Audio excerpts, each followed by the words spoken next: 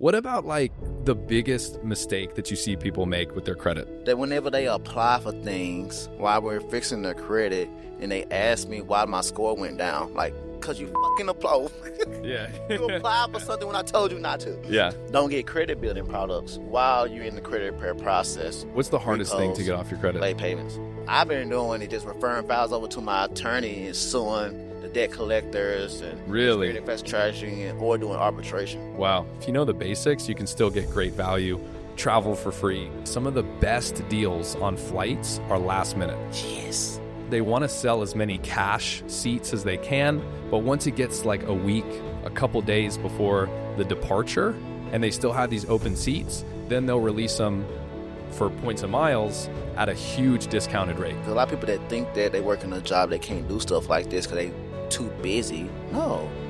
All you need to know is like a few tips and tricks. You learn a couple things.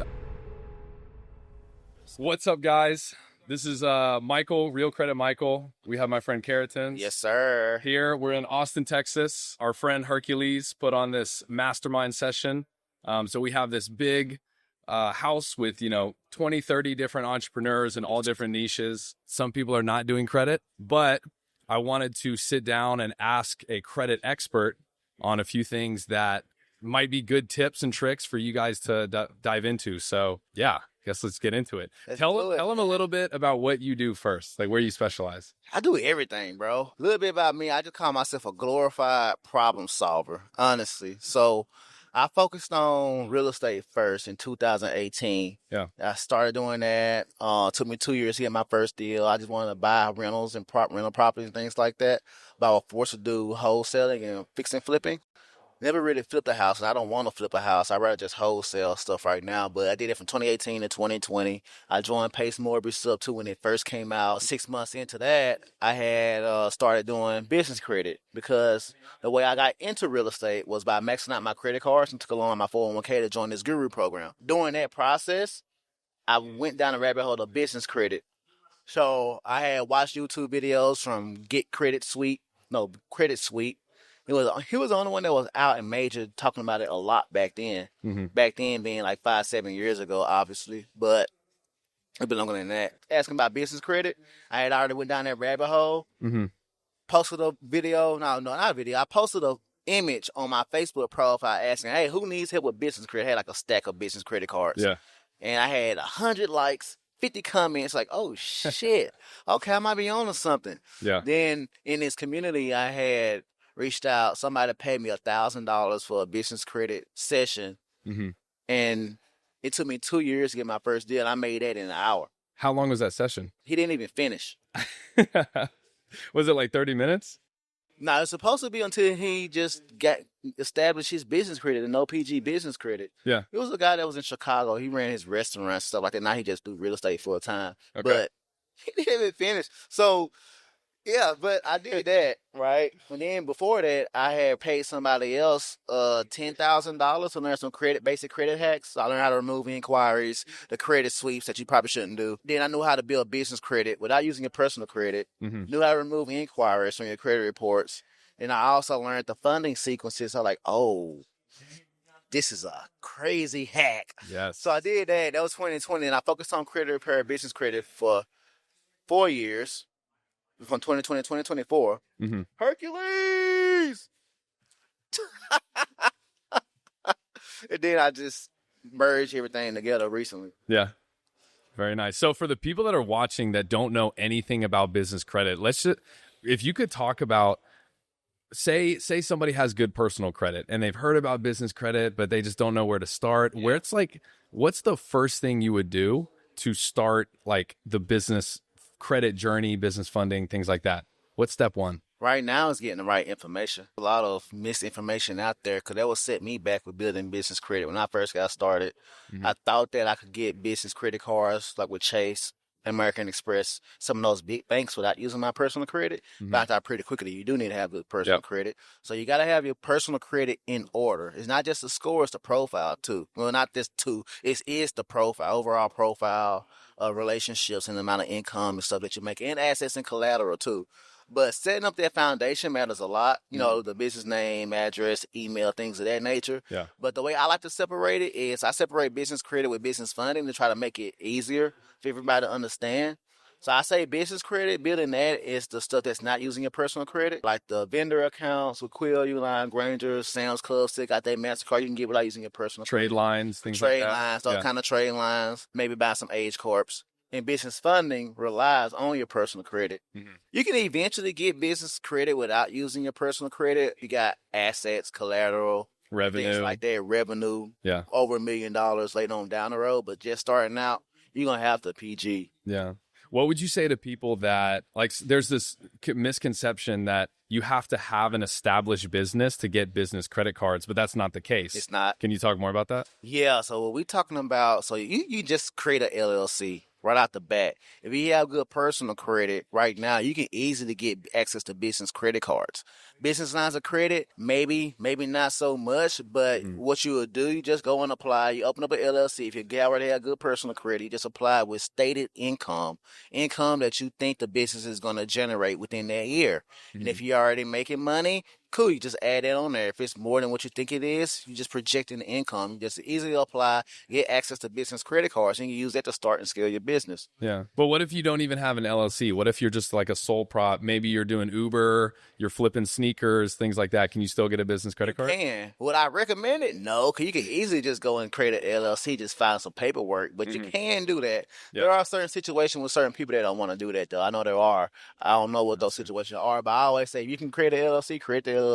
Yeah. Because you want to separate that liability from you and yourself. If somebody sue you, as a business owner, people's going to sue you, especially doing a lot of business later on down the road. It's going to happen. But you can just be a sole prop and do that. And sometimes, too, I say this, it's kind of advanced. I can think of a situation right now. So let's say if somebody they need to get access to funding quickly, like right now, Yeah. and they have issues with their business LLC, like on the Secretary of State, and that might take too long to update and correct the information. In that situation, you probably just want to apply the sole prop. It's just like a temporary fix. Temporary fix, Yeah. exactly. You get access to some credit, some funding, and then from there, while you're fixing up your LLC mistakes and Secretary of State issues, then you can eventually just migrate it over from the sole prop to the LLC and just shut it down. Got you. People that have like derogatory marks, like late payments, inquiries are a small one, but maybe charge-offs, and they think, it's hopeless, like my credit is done for. What would you say to those people that, like, things that they can look for to help fix their credit that's not going to be like the end of the world for them? That's what people come to me for, mainly is the credit repair portion. I decided to bring that in-house, so whenever that guy that I was talking about where he paid me $1,000 to do business credit for him, when I started that business, I just want to do business credit and business funding. I mean, I'm going to answer that question to get to the point. Yeah. I realized people kept coming with credit repair questions too. They're like, hey, I might have 630. I got this on my credit. Can you fix it? You know anybody that can fix it for me? I'm like, I don't do that. I'm just going to refer you to somebody else. But it's such a scammy industry. Yeah. Where I was like, in my head, I said, I don't want to refer you to somebody else. They scam you. And you're going to look at me. Yeah, because you're the one that... I'm the one that referred them. I'm not that kind of a person. I don't want people to have bad thoughts of me with their financials and social security numbers or things like that. And like me as a person, I value people trusting me and doing like correct work, because I don't want to put out something on the internet and saying that, hey, I can do this, but I can't. Yeah. I'm only going to talk about things that I can do. You can vouch for. And that I can vouch for and make sure that they know what they're getting into. Say all that to say, I eventually brought that in-house. So the charge-offs, you can easily deal with charge-offs. You can delete late payments, charge-offs, anything that's negative on your credit reports, you can get off. You really can, as long as it's inaccurate. What about a bankruptcy? Bankruptcies, I deleted bankruptcies. I deleted bankruptcies, collections, charge-offs, late payments. What's the hardest thing to get off your credit? Late payments. Late payments are the hardest? 1,000%. More than a bankruptcy? Yeah. Wow. If it's like truly derogatory, I say late payments is always hard, because once it goes to collection or charge-off status, it opens up different laws of the Fair Credit Reporting Act or the FDCPA, where then you can tap into in order to help you get it off. Yeah. Because reported as a charge-off or a collection, it has to be reported a certain way. If it just has late payments on it, late payments makes it so much easier because the account is still open and it's not closed. Right. You can get it off, but it's going to be so much more difficult. Because it's an open account? Because it's an open account, even though if it's closed, right? With late payments, the only law that you can use is 15 USC 1681B or 1666B. That goes into TILA. You got those memorized. Yeah. And 681B, that's permissible purposes. But what I do is very more tedious to just use factual disputing. Yeah. Factual disputing, and I'll look at the annual credit reports, take screenshots of them, list out all the inaccuracies. I just skipped over like 30 things people should know, like the basics. And the reason why I'm doing that, like the screenshots. Yeah. With late payment, they always say that the account is verified, right? And they do that all the time. So you got 15 USC 1681S. That's just the investigation procedures. Mm-hmm. That's what Experian, Equifax, and TransUnion is supposed to follow. Yeah. They don't follow them to the T because there's a certain statute in there that says they need to go and contact the data furnishers, and it's all automated. So the data furnishers are any company that's actually reported something to your credit reports. So the data furnishers can be Chase, American Express, any credit union, any auto loan, any bank, any company. Okay. They supposed to send that. They follow eOscar in Metro 2. They follow that format, supposedly. Send it over to Equifax, TransUnion, and the CRAs. Mm-hmm. So they're supposed to send the information to them, and Experian, Equifax, and TransUnion reports it to your credit reports they created. Right. Right? Then they get the scores from FICO or Vantage most of the time. If one CRA reports something inaccurate and the other two reports it accurate, you can use that against them to get it deleted. But you have to structure it a certain way.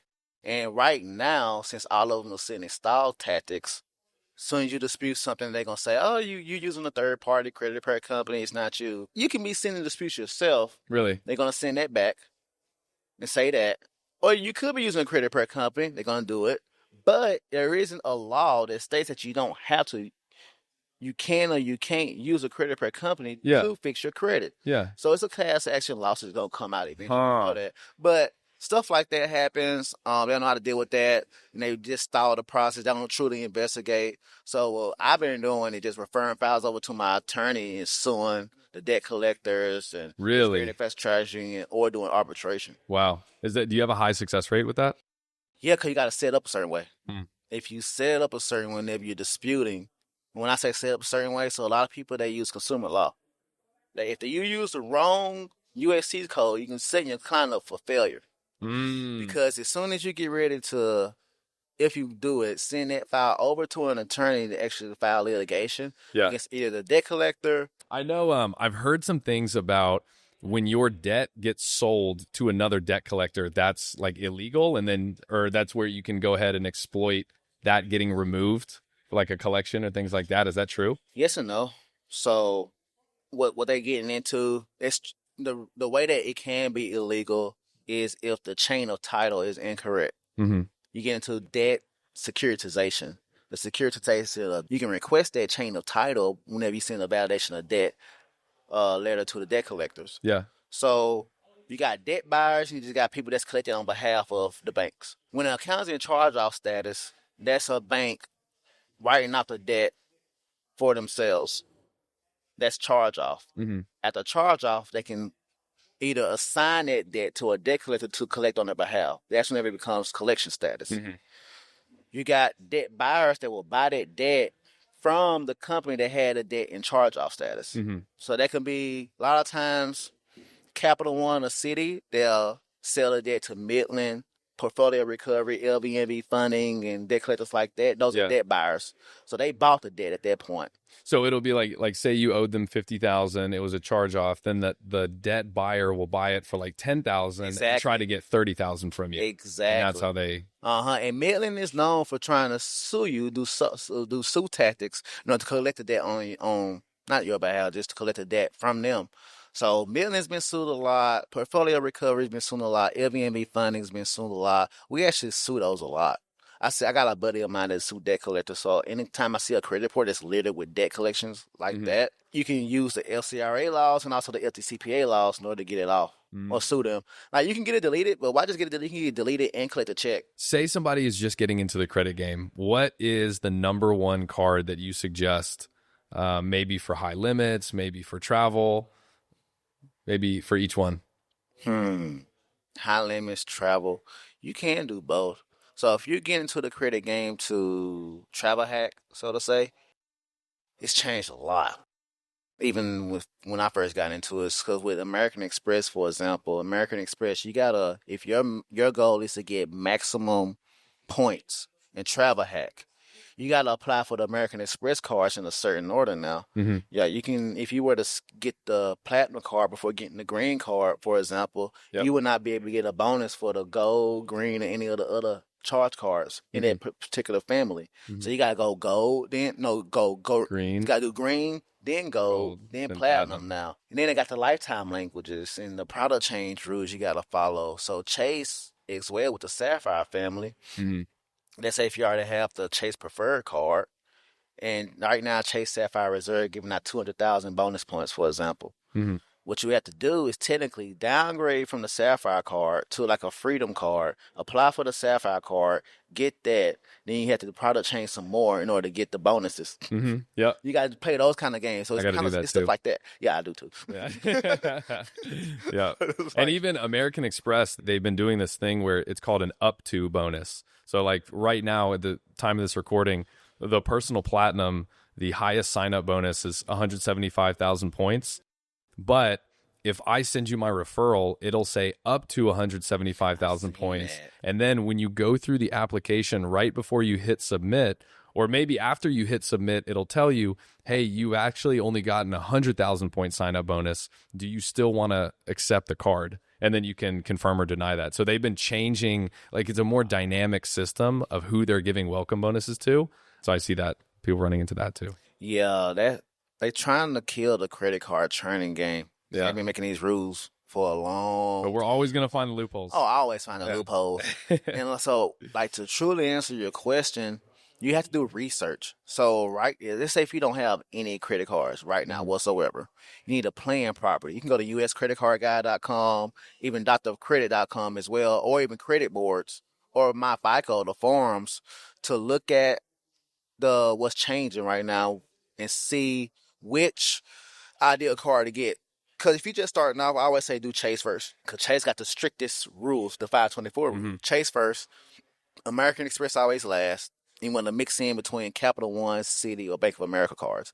Capital One, the Venture X, right now my favorite. Yeah. The Venture X. But I do not like Capital One as a bank. I can understand that. Oh my gosh. And they just bought Discover too, so. Really? Yeah, Discover and Capital One merging. Yeah, Capital One is very stingy with their limits. Like if you have a $2,000 limit and you ask for a credit limit increase, they might give you like $2,500. And they're going to pull all three. Yeah. Yes. Yeah, that and like Wells Fargo. Wells Fargo gave me a hard pull for opening a checking account. Crazy. I've never seen that happen. That was terrible. Cool. So, okay, then another question. What is like an underrated credit card? Like what is something that you think and not a lot of people think of, but is really great either for like building credit or travel hacking or both? Because it used to be the Chase Sapphire Reserve had the best priority pass rules, but now they changed those. Capital One Venture X changed its as well. So the Risk Carlton I have to look into it. Yeah. I don't know for sure, though. I have the Marriott Bonvoy Business from American Express. Annual fee is $150, but you get a free night every single year. So, I mean, no matter what, if I spend no money on the card, it's still going to pay for itself because, a hotel room is like 100 or 150. So, but yeah. What about like the biggest mistake that you see people make with their credit as someone who does it all? It's so many. It's people in my credit repair program. Do you see the disdain on my face right now? Y'all can zoom in. I'm just thinking about it. That whenever they apply for things while we're fixing their credit and they ask me why my score went down, like, because you fucking applied. Yeah. You applied for something when I told you not to. Yeah. It's in the rules and all that stuff. That's why your score don't go up, because you apply for something, you offset stuff. Don't get credit building products while you're in the credit repair process, because let's say we got 30 negative items on your credit reports, and that's all you have. That would be crazy. You don't get any kind of credit building products while you're going through that repair process. Whenever it's all off, you won't have any positive accounts on it. So if you get the positive accounts on it while you're going through the repair process, because it's going to help be on your credit report and help building age with the positive accounts Exactly. while you're going through that process. So that's going to help out a lot. So that's with the credit repair side. The travel hacking and just building business credit, it's applying for the wrong card at the wrong time. That happens out a lot. So you got to do good research. That way you can maximize the bonuses. You know what I see a lot, like the biggest mistake, and I focus on travel hacking for my content, is people will get airline mile cards and hotel cards before getting transferable bank point cards. So they'll come to me and they say, hey, I have, 500,000 Delta Sky miles. What can I do? And I'm like, one flight, business class, maybe. Like, that's all you can do. You have to always start with transferable bank points. And then once you do Chase first, you can continue with the rest of the banks. And once you're like tapped out of those cards, then you can move into airline specific and then hotel cards. And even then there's like niche ones that have more value than others. So that's a great point. You're so right about that. Yeah. There's so many people that'll get those. Even the travel cards with the credit unions. Yeah. Those are useless. Yeah, exactly. If you're going to get a credit card with a credit union. Like a Navy Federal. You get Navy Federal points. Like, you can't do anything with that. Yeah. I always tell people to get if you're going with a credit unions and regional banks. So credit unions like, what's a common one? Navy Federal, USAA, DCU, PenFed, Valley Strong, like TDECU in Texas. I got a love-hate relationship with them. But Truist, those kind of companies, what you want to do, don't get those airline cards. Don't get those cards where you get points with. You just get those cards to get the low introductory interest rates. Yep. That's the only reason why you want to get those with those. That's it. No, that was I'm happy you brought that up because I see that a lot. Yeah, it's useless. Yeah, like, don't get those cards. Like that's a perfect point. I'll say this. If you fly an airline consistently, or like say you live in Houston, right? That's going to be a United hub, or say you live in Miami, that's an American Airlines hub. It's smart to have one of their entry level airline cards that's like $99 a year, because you're going to get free check bags, you're going to get priority boarding, and if you fly that specific airline more than one round trip, that card is going to pay for itself. So for things like that, like the given benefits, definitely. But if you're chasing points, you always want to prioritize points over airline miles, because points can become airline miles, but airline miles can never become points. The value is always in the flexibility and the transferability. I agree 1,000%. But you were talking about credit unions. What are the pros and cons between going from like a big bank and then going to a credit union? Yeah, it is a big change. The credit unions, they don't have as much up-to-date technology like the big banks. And that's a good thing. Sometimes, if you have an issue, it's going to be horrible. If you have an issue like with a credit card being locked out, not working, can't make a payment, a lot of times their systems won't be as up to date to get immediate requests, robust, in order to get it fulfilled or resolved. Even if you submit an application, sometimes it's more paper documents, but like you said, that's good. I like those. Right. Because those you can do more with. You'll be able to, that's somewhat of the con. The pro is you can build stronger relationships with those banks. They'll allow you to get away with some negative remarks or those things you might be lacking on your credit reports or financial profiles in order to help you push that application through. Compared to some of those bigger banks. The bigger banks, it's less relationship-based, a lot more automated, which could be a pro and a con. Like you said, the technology is more up to date with the bigger banks. Yeah. A lot more fluid systems and easy. The apps. With the bigger banks? The apps with the bigger banks are great. With the smarter banks, because I've noticed that. So it's a credit union called Elements Financial. Elements Financial, TDECU, a couple more. They use the same kind of app platform, and it's somewhat janky. The actual software is like laggy, glitchy. But if they're using that, they're more apt to give out higher limits. So TDE's EDCU, for example, that's my secret credit union. But they got their main hubs in San Antonio, though. But they gave me a $30,000 limit business credit card at 8% interest. Wow. That's great. 8% interest for a freaking credit card. That's insane. Navy Fed is like, what, 13? Yes. Something like that? Yes. Wow. 8% on a business credit card with a $30,000 limit. That's amazing. Say the name again. of the TDECU. I made a YouTube video about Do you that, have like, to be a 3 years Texas ago. resident to join TDECU? Yes. Yeah. Yes. Okay. So you can do some hacking if you want. Yeah. I don't promote that, but I tried to create an account with Truist. I'm a Texas resident, but I was living in California at the time, and Truist is only in the southern states, right? And I was in LA, and so I created a checking account, and literally within a couple hours they shut it down immediately because I thought it was fraud because they tracked my IP and saw I was in LA. So I had to go to a branch and like prove my identification. So yeah, sometimes those are like the blockers with a credit union. They're local, and you have to be sometimes like a resident of that area. yes, I guess next time what people can do, if you have fallen in a situation, get a VPN, and mask your IP to be in a different location, like in Texas somewhere, and then Yeah. apply. Yeah, Yep. the VPN strategy is pristine, bro. Yep. Yeah. For funding. Like, you know about travel hacking and things like that. How would you describe it to somebody who's never heard about travel hacking? What's the elevator pitch for the things that you can do by... Just travel the world and fly for free. Yeah. I just fly for free for fun. Yeah. At this point. Yeah. I never really thought about it. What's yours? What's your opening pitch? What I tell people, I focus more on travel hacking, is I can take the value of your points. Let's say you have 100,000 points, which would normally be worth $1,000 at 1 cent per point in your credit card's transfer portal. I can take 100,000 points and 10x to 20x the value of those same points. So instead of $1,000 in travel, I can turn that into $10,000 and even $20,000 in travel.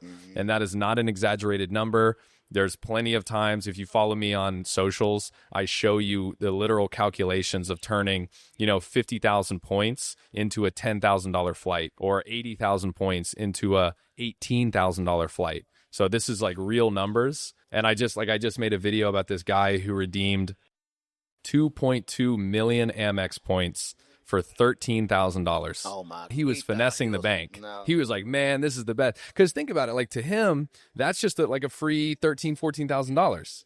Like, all he did was click a button and he's good. But if you know the game and you know how to maximize the system, that 2.2 million could have been $400,000, maybe even $500,000 in travel if he played it correctly.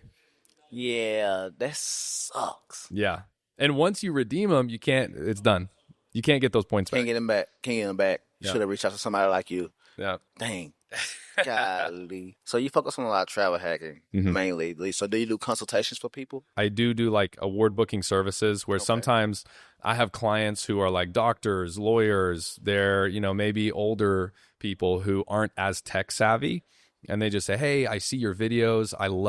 I see the value in this, but I just don't have the time to run. It's really just running award searches on multiple platforms, knowing the point systems of different airlines and different banks, and taking advantage of loopholes and things like that. So I do consultations, and then you can pay me a fee and I'll find your exact itinerary for you to maximize those points. How do you get into this space? Dude, so I'm 26, and essentially, like, I started like everyone else. I got my first card when I was 18 years old, and I would earn a couple points. I would use them through my travel portal, and I thought I was him. I'm like, no one knows this. I'm getting credit card points. At 18, you did all that? Yeah. But I was redeeming them through my credit card's travel portal, like at 1 cent per point, and I thought I was great. And then I started travel hacking, learning the game in like my early 20s. And I realized nobody was doing it. Like, if they were doing it, they were kind of in their like late 20s, 30s. So no one my age was doing it. And I was like preaching, the word that you can do this. I thought you was like, bro, you scamming, bro. No, yeah, exactly. Like, I would be in business like lie flat seats. And like my whole thing for my social media was, I work a 9 to 5. Like, you don't have to have crazy high income or high spend. You can just get the right cards, the right welcome bonuses, spend on the right cards, and you can travel in business and first class for free. Yes. Just by having a regular 9 to 5. Like, I'm a normal guy just like everyone else. So that's kind of the pitch that I give, and it's like more relatable. And people are like, "Oh, I can do that too." You know what I mean? I'm an accountant, or I work in whatever, a corporate job, and I can still do this. Yeah. I didn't know that. I said I got a corporate job too. Really? I've been doing all this while I have a job. Yeah. What do you do? I'm a software engineer. Oh, I'm in software sales. I'm an account executive. I just don't like leading with that. But yeah, I never do that. I kind of leave that world out. Don't focus on it unless I'm talking about something techie related. I always lead with like, because this is what I want to do full time. That's very relatable. You make a valid point about that because a lot of people that think that they work in a job they can't do stuff like this because they too busy. No. All you need to know is like a few tips and tricks. You learn a couple things. I mean, the scale that I do it is a lot more intensive. Like I can find, like I run award searches for hours and this and this and this. You don't have to do that. If you know the basics, you can still get great value, travel for free, go wherever you want at like the drop of a hat. Because I will say some of the best deals on flights are last minute. Yes.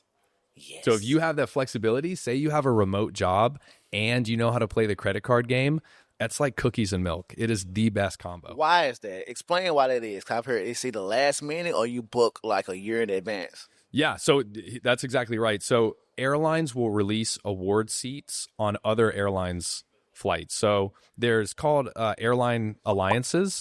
And a good way to think about it is like fraternities, right? So we have SkyTeam, One World, and Star Alliance. Those are the three main airline alliances. So these airlines will be in these groups. And if we're talking about Star Alliance, like United, for example, and Air Canada are both in Star Alliance, United will sell seats on an Air Canada flight and vice versa. And so what happens is, depending on the airline, they'll release seats either like a year in advance or they'll release award seats a week in advance. And that's when like a good way to think about it is they want to sell as many cash seats as they can. But once it gets like a week, a couple days before the departure, and they still have these open seats, then they'll release them for points and miles at a huge discounted rate, like a $5,000 seat for 50,000 points. And then that's where we take advantage of it. And if you have a remote job, that second part, you can work from wherever. So I could say, hey, there's a flight in 2 days to Barcelona. Let's go do it. Yes. I got that last minute stuff from Rodrigo. Yep. Like, bro, I used to always just plan out the trip and itinerary. It's more fun the other way. It is more fun to do it last minute. And depending on the award search site you're using, you can have alerts. And even right now I use Rome.travel. They will text you. Like I'll get a text for a specific route that I'm looking for. So if we're in Austin, Texas, Austin's kind of a small airport, but I'll set it to like Houston or Dallas. I can set an alert from Houston to Tokyo. And then if a first class seat, for that's like $15,000, $18,000 opens up for like 70 or 80,000 points, I'll get a text and I can book it right then. Rome.travel. Rome.travel, yeah. Do you use C-Star Aero? Yes, I do. You like it better than Rome.travel or which one? Good at. Seats.aero has a lot of good cached data, so it's very fast. Like I can run a search and immediately everything pops up. Cached. Yeah. It's not like fresh. It's not real time. They cache it on a time period basis. So sometimes you can have, new data. Sometimes it's like a day old. But if you want instant results, Rome is very good for they can search for more airlines. So Seats.aero can only search a certain amount of airline partners, but Rome literally can search for every single one. So really what I do is I'll use multiple of those sites, and then I can find maybe one flight here, compare and contrast, things like that. Ooh, yeah, I didn't know Seats.aero cached its results. Yeah, real-time alerts is way, way better because like you were saying previously, a lot of times those airlines can open up an award availability or sell something quickly. You got to be able to act on it really quickly, especially for Q Suites or Emirates First Class or Singapore Airlines, those exclusive routes and flights. You want to be able to jump on those quickly as soon as they come available. You can't book Emirates First Class anymore. What? They changed that. Yeah, you have to have status with Emirates to book a first class flight now. Yeah, it was a pretty recent change. But Q Suites you can do. Singapore Airlines. Whoa. Yeah. Whoa. What? Yeah, it happened a couple months ago. I need to look up on it, but yeah, you have to have a certain status with Emirates. Is it like a high tier status or kind of like a basic one? I think Like it's we like gotta create an account. I think it's like a basic one. Okay, Like okay. the first or second level. But beforehand, people would have no status with Emirates. Like I live in the States. It doesn't make sense for me to have status with Emirates. Exactly. And then I could book a first class seat for 120,000 points, which Emirates first class, like if you guys look up, if you're watching this, look up the Game Changer, or what is it? Game Changer Suite? That's what it's called, I think, on Emirates. Insane. Caviar, Dom Perignon, gold, like it's showers on the plane, like it's crazy. So that's the type of stuff that you can do with points and miles once you really, and that's like really advanced. Like that's, yeah. I'm probably gonna change topic. That was a bar. I didn't even know that happened, but Yeah. that's not all that you do. You Huh. do more stuff besides the travel hacking and then the corporate stuff. What else do you do? What else you do? I do, I have a car rental company in Houston, Texas. So we rent out cars. That's what I've known you for. Yeah, I yeah, just yeah, met yeah. you. I didn't know you do all this other stuff, but Yeah. how long you been doing that? Do you like it? Like, is it like, you think he's better than the travel hacking? Or like, It's has it pros and cons like everything else, right? yeah. I mean, the travel hacking, there's no overhead costs, right? I mean, maybe annual fees, but that's it. Like, that's just, I think travel hacking can be a part of anybody's life. You can be a doctor, lawyer, working in software. It doesn't matter. Just equip yourself with some knowledge on the credit card game, and then you just travel for free. But the car thing, yeah, I mean, I started it about a year ago with my business partner, and we've been slowly growing in Houston. So we do Turo for public rentals, and then we also do private for like mid-sized luxury cars. Oh, so do you do the economy cars on Turo, or you y'all still playing it out? Not really. There's not a lot of money in economy cars. We focus more on like, mid-sized luxury SUVs. So like Porsche, Audi, Mercedes, things like that. Mid-size luxury. Yeah. You put those on Turo, or you say more of those would be private? We're growing Turo as we speak. So a lot of business comes from Turo, and then I'm not supposed to say this, but say we meet a renter on Turo, we can chop it up with them, have a good relationship, and then say, hey, Turo charges fees. Like Turo's going to get their money regardless. So we can always say, hey, look, like if you want to rent privately, we can just draft a rental contract and do it that way. It's a lead magnet. So, I mean, we'll get this clip, probably clip that out, but I got you. Yeah. It's a lead magnet for you. Yeah. That's smart. Yeah. That's smart. Yeah. Okay. How long have you been in software? When I start 2017 to now. 2017? So 8 years. Yeah, 8 years. Yes, been in software for 8 years. Okay. Yeah, I just go to work, do stuff, leave. Like if I really, really, really wanted to, I could be working at like Microsoft or Google. I'll do that dumbass leak code interviews and study all that nonsense. And Would you rather do credit full time? If you could? Credit? Nah. I'd rather do something else. Something else? My main thing I want to do is just do real estate investments, buy houses, have rental properties. But heck, even rental properties is annoying. Yeah.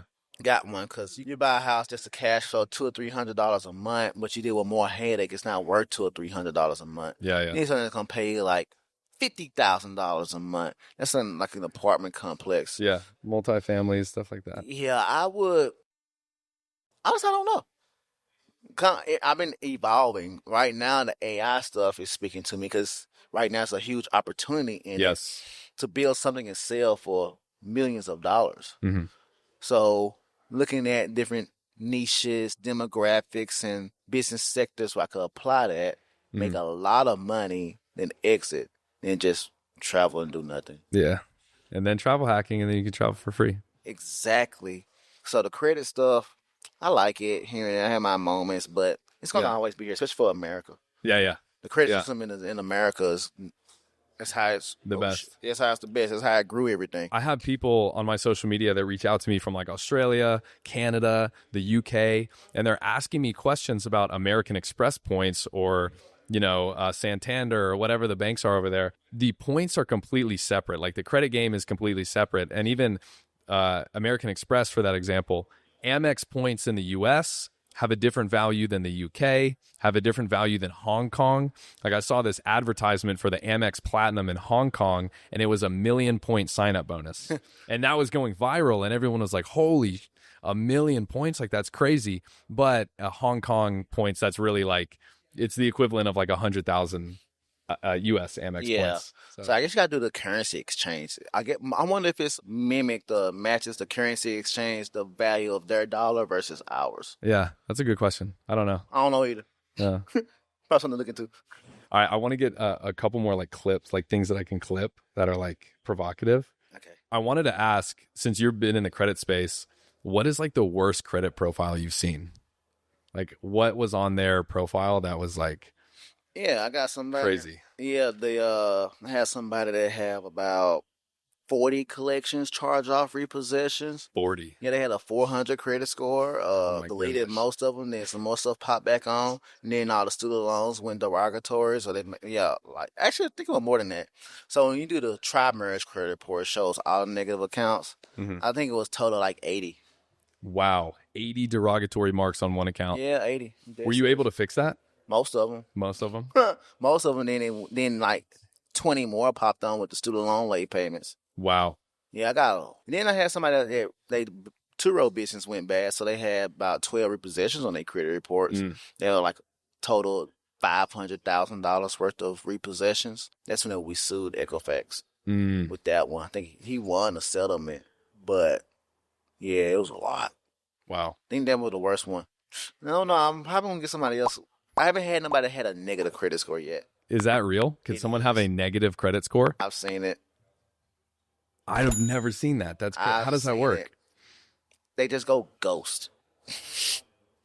But even then, like, wouldn't it just drop down to like 100? You would think it'd go to zero, Single but digits? I've seen some go negative. Means it's a certain code that it's coded a certain way. I forgot what it means exactly, but the negative credit score means that either like the person could be deceased, identity was stolen, or something along those lines. Yeah. I want to say they were deceased, but I've seen it a few times. It's very rare, but I have seen it.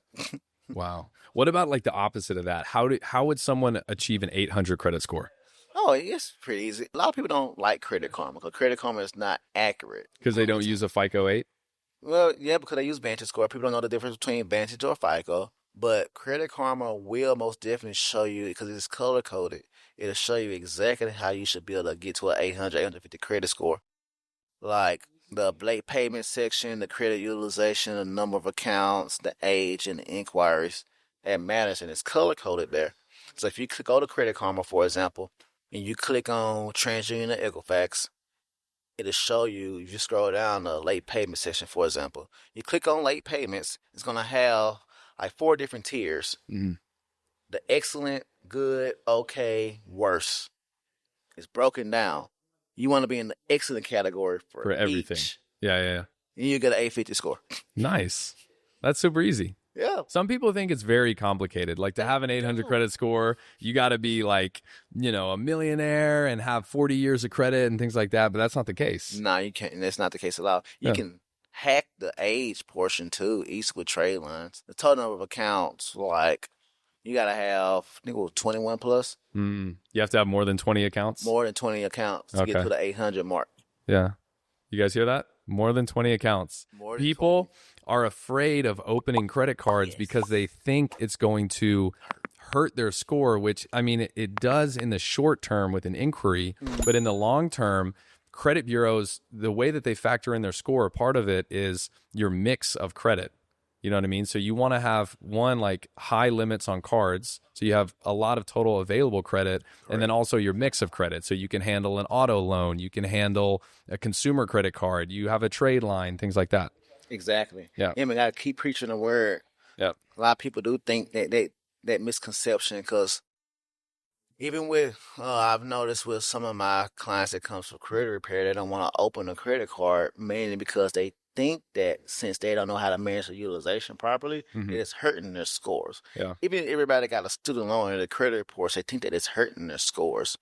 Most people that got student loans, it's helping them because of all that age they have on it. Yep. As soon as you pay it off and it's closed, it's why your score dropped because all the age is gone, but you can replace it with a trade line. So it's things like that where people just got to get educated. Mm-hmm. When they get educated by following people like you and me. That's right. Drop your handles so people can follow you.